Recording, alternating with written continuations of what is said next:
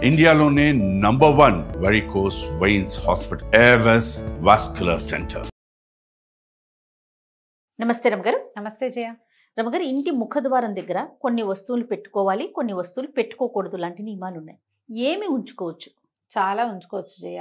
ముందు ముఖద్వారం శుభ్రంగా ఉంచుకోవచ్చు. ఫస్ట్ మొట్టమొదట సాధారణంగా అంటే మనని అడిగితే మన విధానమే కదా చెప్తాం జయ. అంతే కదా, సాధారణంగా మాట్లాడుకుందాం. సాధారణమైన ముఖద్వారాలు, వాకిళ్ళు శుభ్రంగా ఉండాలి ఎప్పుడు కూడా. ఇంటిని చూసి ఇళ్ళని చూడమంటారు. మన ఇల్లు క్లీన్గా, నీట్గా, టైడీగా, కళకళలాడుతూ కనపడితే మనతో చేసే ఉద్యోగ వ్యాపారాలు అవతల వాళ్ళకి సంతోషాన్ని కలిగిస్తాయి. ఇల్లు చక్కగా పెట్టుకుంటారు. ఇది ఒక కాంప్లిమెంట్ కదా. ఇప్పుడు ఇల్లు చూడంగానే క్లీన్గా ఉందనుకో, మన మీద ఒక పాజిటివ్ వైబ్ వస్తుంది అవతల వాళ్ళకి. ఇప్పుడంతా వైబ్స్ మీదే కదా నడుస్తుంది. అంతా వైబ్సే. నెగిటివ్ వైబ్స్ నాకు కొట్టేస్తున్నాయి, పాజిటివ్ వైబ్స్ మాకు వచ్చేస్తున్నాయి, టెన్షన్ వైబ్స్ కూడా మాకు వస్తున్నాయి. వాళ్ళు టెన్షన్ పడితే మాకు అంటుతోంది. వాటి మీదే మాట్లాడుకుంటుంది అంత. యంగ్స్టర్స్ అందరూ వైబ్స్ గురించే మాట్లాడతారు. చాలా పాజిటివ్ వైబ్స్ వస్తాయి నన్ను చూస్తే. అలాగే జరుగుతుంది. మన ఇల్లు కూడా పాజిటివ్ వైబ్ వచ్చేలాగా వాకిలి ఉంచుకోవాలి. ఎప్పుడో కిందటి పండక్కి 2 నెలల క్రితం కట్టిన మామిడి తోరణాలు తీరు, తాళ్ళు కడతారు, అవి తీయరు. పువ్వులు, బంతి పువ్వులు వేళ్లాడుతూ ఉంటాయి. అవి ఎండిపోయి కుంగి కునారెళ్ళిపోయి నశించిపోయి ఉంటాయి. కానీ అవే వేళ్లాడతాయి. పువ్వులు రాలిపోయి దారాలు మిగిలిపోతాయి.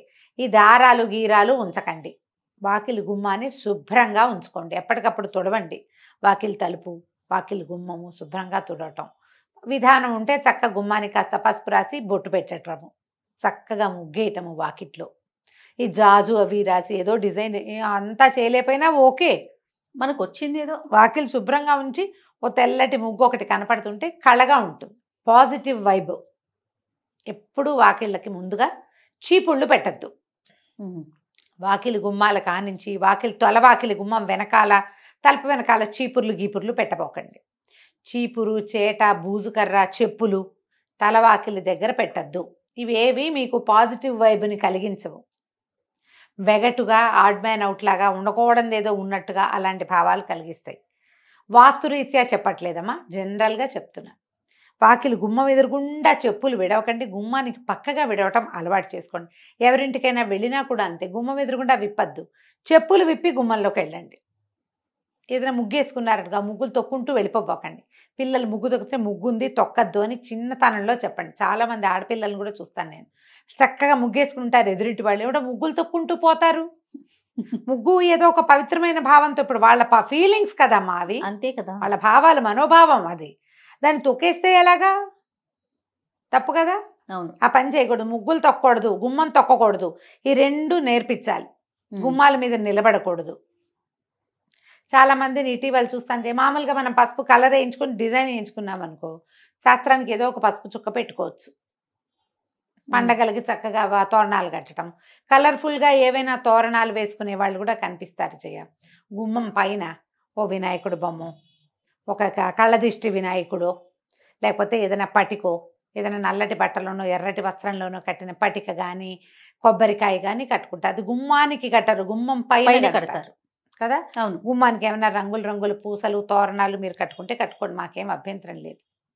ప్లాస్టిక్ అవాయిడ్ చేయండి దయచేసి. ఏదైనా ఊలువి పూసలువి కడితే వాటిని శుభ్రంగా దులిపి ఉంచుకోండి ఎప్పటికప్పుడు. ఎప్పుడు ఒకటే కాకుండా మార్చుకుంటూ ఉండండి. కొంచెం కలర్ఫుల్గా మనకి బాగుంటుంది. అవును, చెప్పులు పెట్టద్దు. ఈ గుమ్మం మీద కూడా పసుపు రాసి, గుమ్మానికి పసుపు రాసి బొట్లు పెడతారా, గుమ్మం మీద ముగ్గేసే పందా కూడా కనపడుతుంది. మీద ముగ్గేసి పసుపు కుంకాలు పెట్టారనుకోండి, ప్రతి వాళ్ళ కాళ్ళు పడతాయి వాటి మీద. ఇల్లంతా కూడా అదే అవుతుంది. ఇల్లంతా అవుతుంది. ఒక కథ అయితే పసుపులు కుంకాలు తొక్కే పదార్థాలు కావమ్మా, పెట్టుకోకూడదు. అట్లా గుమ్మ అంచుకు పెడతాం. ఇప్పుడు ఇట్లా మండిగా ఉంటుందా, గడపకి పెడతాం. ఈ పక్కన 2 ద్వారబంధం ఉంటుంది కదా, 2 పక్కల గుమ్మాలకు 2 పక్కల పెట్టుకోవచ్చు. దీని మీద ముగ్గు వేసే అలవాటు ఉంటే వేసుకోండి. గుమ్మం మీద ముగ్గేస్తారు. ఒక కర్ణాటక వాళ్ళు, నాకు గుర్తుంది కర్ణాటక అని, అంటే మరి పూర్తి కర్ణాటక కాదు, బార్డర్స్ వాళ్ళు, అనంతపురం వాళ్ళు. మా ఇంటి ఎదురు కూడా ఒక 4 నెలలు ఉన్నారు. ఒక పాప ఉంది, ఏదో చదువుకుంటుంది, పెళ్ళయింది, కానీ కొత్తగా పెళ్ళయింది. ఆ పిల్లకి ఏదో కాలేజీ ఉందని ఇల్లు తీసుకుని ఉంచారు. వాళ్ళ అమ్మగారు ఉండేవారు.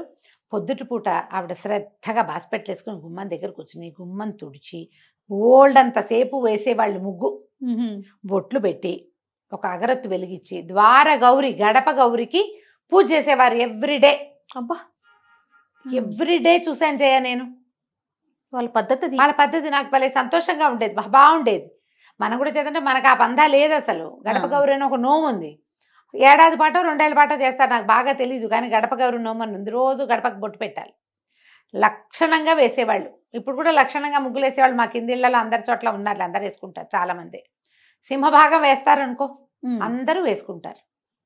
శుభ్రంగా ఉంచేటప్పుడు పిల్లలకి చెప్పులు పక్కన విడవాలని అలవాటు చేయండి. ముగ్గు తొక్కద్దు, గుమ్మం తొక్కద్దు నేర్పించండి. ఇప్పుడు ఇవి పెట్టాల్సినవి ఏం పెట్టాలి గుమ్మం దగ్గర అంటే ఒక్కొక్కళ్ళు ఒక్కొక్క విధానం చెప్తారు. ఈ పూజా టీవీ, భక్తి టీవీ, పుస్తకాలు, వాటన్నిట్లలో కూడా మనకేం కనపడుతుంది, ఈ గుమ్మం మీద పాల చుక్కలు వేయండి. అటు ఇటు పాల చుక్కలు వేస్తే లక్ష్మీదేవి ఇంట్లోకి వస్తుంది. నేనైతే నమ్మనమ్మా, మీరేమనుకోకండి. నేను వినలేదు రమ్మగారు. ఓకే, పాల ప్యాకెట్ కట్ చేసి 2 చుక్కలు పోస్తారు, ఆ పాలు ఇట్లా ప్రవహిస్తాయి. పాలు పొంగినట్టు స్త్రీలు పొంగుతాయిట. ఏం పొంగుతాయో, పచ్చి పాల చుక్కలు మీరు గుమ్మం మీద వేయటం వల్ల చీమలు దోమలు చేరుతాయి. మొదటిది. ముసమలు చేరుతాయి. రెండోది. కాస్త ఎక్కువ పోసారంటే కాలు జారి పడతారు. మూడోది. ఇల్లంతా పాల వాసన ఉంటుంది. నాలుగోది. పాలు నేల మీద పోయకూడని వస్తువులలో ప్రధానమైనవని దయచేసి తెలుసుకోండి. పంచామృతాల్లో ఒకటి పాలు. పసుపు కుంకాలు మంగళ ద్రవ్యాలు, అవి నేల రాలకూడదు. నెంబర్ 1. పాలు, పెరుగు, నెయ్యి, పంచదార, తేనె, ఇవి పంచామృతాలు. పాల కడలిలో అమ్మవారు పుట్టింది. వాకిట్లో పాలు పోస్తే పుట్ల, అది చెయ్యొద్దు. అదంత మంచి పద్ధతి అయితే కాదు. ఈ ప్రయత్నం మానేసుకోండి. చక్కగా ముగ్గేసుకోండి, నీట్గా క్లీన్గా ఉంచండి. ఒక కాళ్ళు తుడుచుకునే పట్టా ఏదో వేసుకుంటాం లోపల బయట. అవును, బయట ముగ్గేస్తారు కాబట్టి లోపల పట్టా వేసుకోండి, సరిపోతుంది. గుమ్మం ఎదురుగుండా కొంచెం మంచి పట్టా ఏదైనా దేవుడిదో ఏదైనా పెట్టండి, చాలు. ఇంతే సరిపోతుందమ్మా. గవ్వలు పెడదామా, శంఖాలు పెడదామా, అదేదో పెడదామా, అవి ఏవి పెట్టినా కూడా మన తత్వం, మన పరిస్థితి, మన గ్రహస్థితి బాగుంటేనే లక్ష్మీదేవి వస్తుంది. వీటి వల్ల పెద్దగా ఏం ప్రయోజనం ఉండదు. ఎందుకు ప్రయోజనం లేని పనులు చేయటం? పెట్టడం ఒక ఎత్తు అయితే దాని శుభ్రత కదా, శుభ్రత తీసుకోగలిగితే పోనీ ఏమైనా ఏదో పెట్టుకోండి, మీ ఇష్టం. పెట్టకూడని వస్తువులు మొదటే చెప్పా, చెప్పులు పెట్టద్దు, చీపురు, చేట అలాంటివి పెట్టద్దు. ముఖద్వారం వెనకాల ఏ వస్తువులు పెట్టపోకండి. డోర్కి వెనకాల ఖాళీ ఉంచండి చక్కగా. తలుపు వెనకాల ఏమైనా తగిలించటము, గొడుగులు తగిలించుకోవటము చేస్తాం మనం. దాన్ని ఆనుకునే దాని వెనకాలే చెప్పులు స్టాండు పెట్టద్దు, అదొద్దు. పెడుతున్నారు ఐడియాస్, స్పేస్ సేవింగ్ ఐడియాలు. ఒక్క వాకిలి తలుపుని వదిలేసి ఇంట్లో ఎక్కడైనా స్పేస్ సేవింగ్ చేసుకోండి. ఈ ఒక్కటి మాత్రం వదిలిపెట్టండి. ఈ రకమైన స్పేసు, వైశాల్యము, ఖాళీదనము, ఇవన్నీ కూడా పాజిటివ్ ఫోర్స్. విశాలంగా కనపడడం, కోసీగా ఉండకూడదు, విశాలంగా కనపడాలి, తెరిపిగా ఉండాలి, శుభ్రంగా ఉండాలి. ఇవే మనకి పాజిటివ్ ఎనర్జీని తీసుకొస్తాయి. వాకిలి ఎదురుగుండా కనపడేలాగా ఏదైనా రంగులు, పువ్వులు పెట్టుకోవటము. గుమ్మంలో ఇచ్చి రాగానే కొంచెం కలర్ఫుల్గా పువ్వులు, నీళ్ళల్లో పువ్వులు వేసి పెడతారు. ఓ కృష్ణమూర్తి చక్కగా మురళి ఊదుతున్నవాడు, ఓ గోవు పిల్ల, ఆవు దూడ పెట్టుకుంటాము.